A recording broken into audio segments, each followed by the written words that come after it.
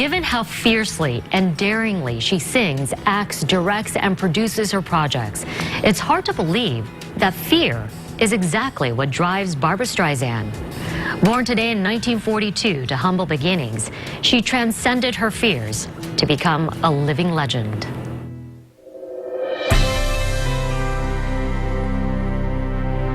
I was raised to be frightened of everything. You know, don't go in the water, you'll drown. Don't put on the ballet shoes, you'll break your toes. Don't do this, don't do that. But I don't know what made me go through the fear, because as I say to you, I'm always slightly frightened. But it's like, what else is there in life? I always thought, like, what else is there? I mean, if I don't take a challenge, if I don't face an obstacle, I guess I was brought up that way. You know, I always felt like there were obstacles in my path. Barbra Streisand lost her father when she was just 15 months old. Her mother remarried, but she readily admits her childhood wasn't a happy one. I never had a normal, so-called normal family life, you know, where a family sat around the dinner table and they ate meals together. Families were weird to me, strange. I mean, I envied my girlfriends who had families like that, where they would sit and have 6 o'clock dinner and you have to sit there and have dinner. What was never strange to Streisand was her desire to perform. I wanted to be an actress at a very young age. And Streisand persevered in that desire, despite the discouragement she faced in her own home. My mother wanted me to join the school system because she kept saying, she was a school secretary, she kept saying you have free, you know, vacations, summers off, and this is going to be good for you. I kept saying, but Mom, I want to be an actress. No, you'll never make it. You're not pretty enough. You're not this enough. You know, you're too skinny. I was always very skinny. And, but I owe her a lot because, in a sense, I was proving to my mother that this skinny little girl, you know, unconventional looking, I suppose, and could be a movie star. Streisand moved to Manhattan soon after high school in 1960 and started singing in nightclubs, developing quite the fan base.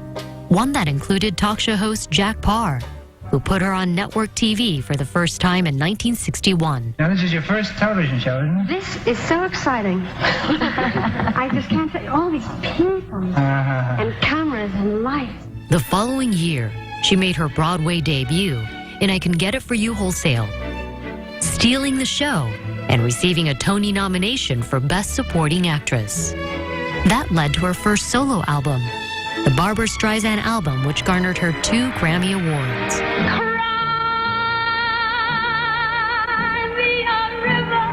Her voice is powerful and vulnerable at the same time, explicit and nuanced, an instrument she commands effortlessly. All coming from a woman who can't read music and whose formal training growing up was one voice lesson. I was gifted with a good set of vocal cords, I suppose. What comes from the heart goes to the heart, so it reaches people. She certainly did that when she went back to Broadway in 1964 in her first lead role as Fanny Brice in Funny Girl, a role that launched her to superstardom. Streisand also made numerous appearances on various shows before striking a deal for her very own show. Her first, My Name is Barbra, won 5 Emmy Awards in 1965. She then made her big screen debut with the same role that made her a household name. Her performance in the movie Funny Girl would nab her the Best Actress Oscar. I thought to myself, I'm going to win this again.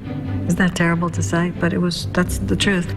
She did win another, her Best Original Song for Evergreen, from her 1976 movie, A Star is Born.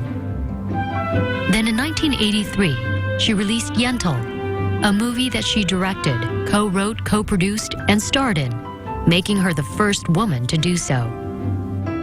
When you direct, they are your children in a way, maternally and paternally. It's interesting because you have to get the best out of people, best out of the actor. The actor has to trust you, and they have to know that you're interested in the best for them.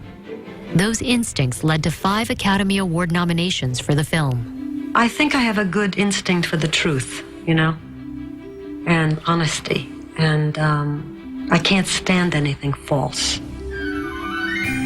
That's why maybe I never had my nose done, or my teeth capped or whatever. But her dedication to sincerity, to truth, to her experience, kept her from performing live on stage for almost 3 decades. In 1967, stage fright struck her for the first time when she was performing in Central Park. I remember it being a horrifying experience, really embarrassing, to forget the words. That's why I didn't sing for a very long time until they invented teleprompters. That was in 1994, when she launched her tour, Barbra Streisand in Concert, setting box office records. And since then, she's had quite a few so-called final farewell concert tours. Barbra Streisand has given farewell concerts before, but now she says she really means it. But perhaps that's because Streisand once said this about her work. I do bore myself a lot. I have to go on, and it's not conquer. I don't know if I'd use the word conquer. It's expanding one's horizon. It's trying something new. It's risking failure. And maybe that's why no one can dispute that Barbra Streisand is the ultimate superstar.